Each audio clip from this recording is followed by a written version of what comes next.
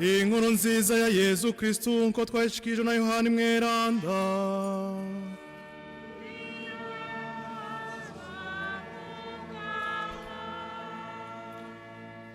Mu gihe yari mu kuva kuri iyi si ngo asubire kwa se wiwe, Yesu yabariye abigishwa biwe ati: ndacari n'ibindi vyinshi nobabwiye, ariko ubu ntimwoshobora kuvyakira. Aho mutima nyakuri azozira, azobahishuka ukuri kose.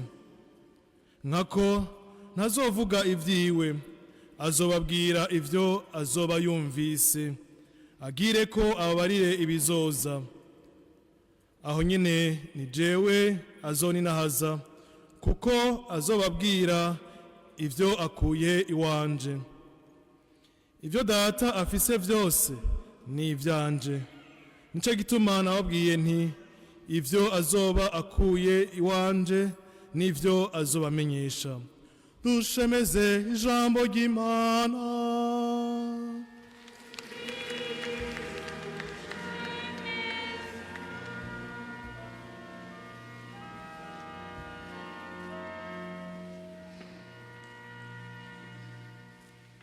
Mutima mweranda atuyoborera mu kinyegezwa c'Imana. Uyu munsi nkuko twavyumvise duhimbaza ikinyegezwa c'ubutatu bweranda twahishuriwe mu ijambo ry'Imana. Iyo Mana ndetse ikigira umuntu mu kubana natwe. Iyo Mana abavukanyi yama yiyerekana mu vyo yaremye, ndetse yarihishuriye abanyisirayeli ko ari Imana imwe. Umviriza Isirayeli, umukama Imana yacu niwe Musa mukama.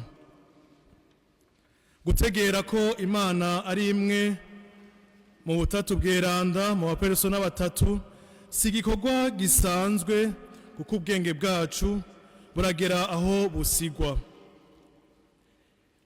Inema y'Imana niyo iza irafasha umuntu kubitegera uko bukeye uko bwije. Ukwemera ni igikorwa c'ushaka kunywana n'uwo yemera. Imana yaraduhamagaye ngo itwimenyeshe, kandi yaratwimenyesheje bimwe bishitse mu kinege cayo Yesu Kristu. Twaremeye ko ari we Kristu umwana w'Imana nzima, kandi ko twamwemeye yatugize abana b'Imana mwibatisimu. Uwo nawe yaratweretse ubunywanyi n'ubucuti buri mu kinyegezwa c'ubutatu bweranda. Imana imwe rudende, Data, Mwana na Mutima mweranda. Ahagira ati: ivyo Data afise vyose ni ivyanje. Nico gituma ndababwiye nti ivyo azoba akuye iwanje nivyo azobamenyesha. Yohani akaza ashimangira mu kutwereka uwo Kristu uwo ari we, ahagira ati: mu ntango Jambo yariho, kandi Jambo yari kumwe n'Imana, bisubiye Jambo nawe yari Imana. None rero kuri nahaza ubwo butatu bweranda biragaragarira no mu ijambo ry'Imana, aho tubona neza ko abo batatu bagize umukama umwe rudende. Na Yesu akaza kandi abitwereka, ndetse agahana ubutumwa abatumwa biwe, ahagira ati: genda rero mugire abigishwa abantu bo mu makungu yose, mubabatize ku izina rya Data n'irya Mwana n'irya Mutima mweranda. Paulo mweranda nawe agasozera no muhezagiro mu ikete ryiwe rya kabiri yandikiye abakorenti agira ati: muragahorane mwese inema y'umukama Yesu Kristu, urukundo rw'Imana n'ubunywanyi bwa Mutima mweranda.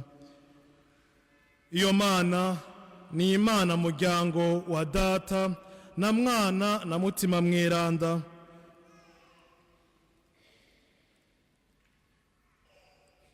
None rero bavukanyi, tuzirikane ico kinyegezwa. Wo kwibaza rero ko data yoba yarabayeho wenyene, mwana na mutima mweranda badahari, yoba yihenze cyane.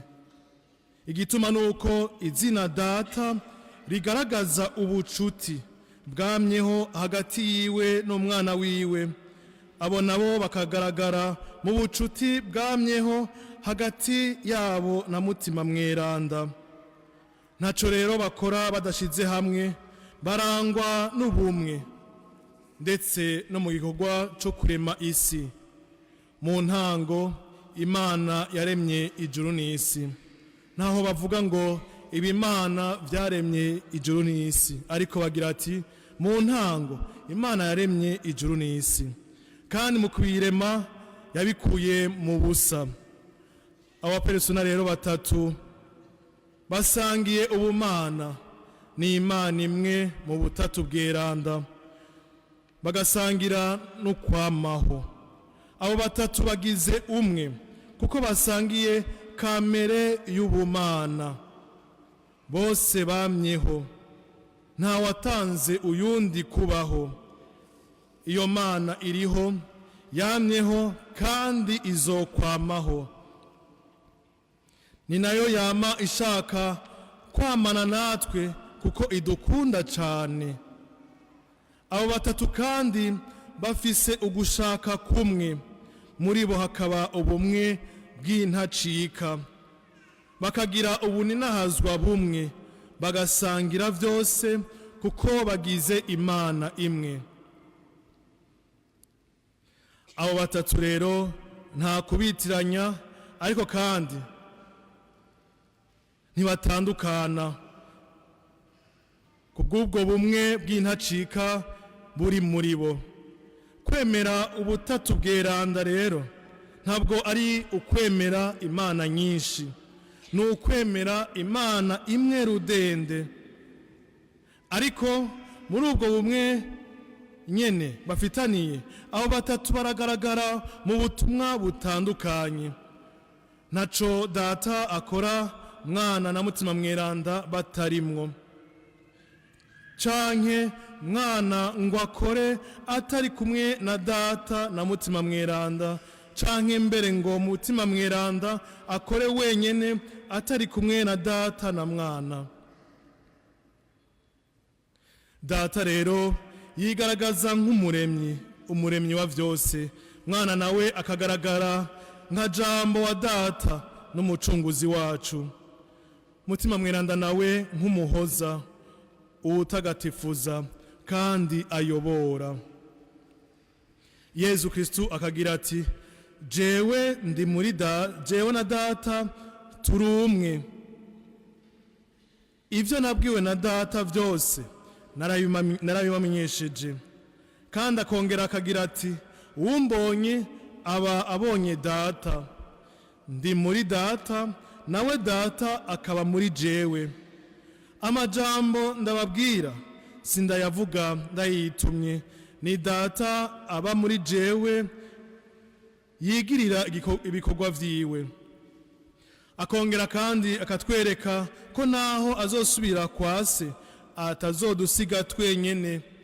Imana izoguma iri kumwe natwe, izogumana natwe mu kubandanya igikorwa yatanguye.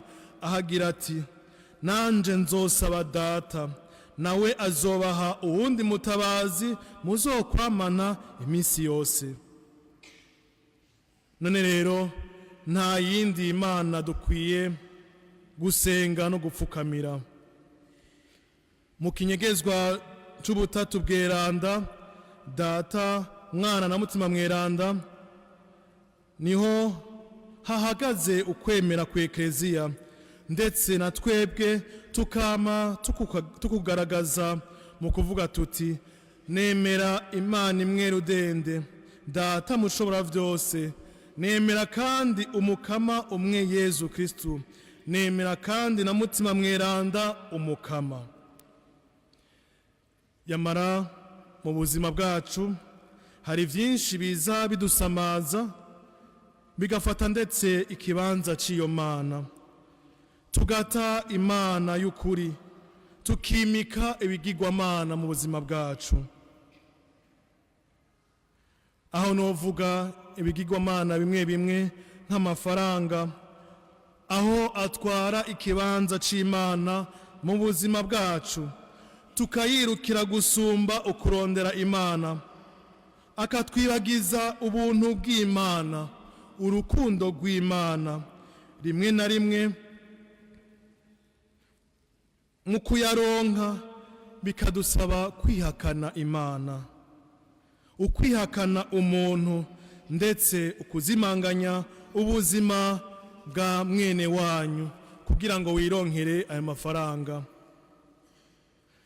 Tukabifata nk'akantu gatoyi, ugatwara ivy'abandi kugira ngo wironkere ivyawe. Abandi nabo bakaja mu bigirwamana by'ubusambanyi ngo bironkere amafaranga, abandi nabo bakayasesagura muri ubwo buryo.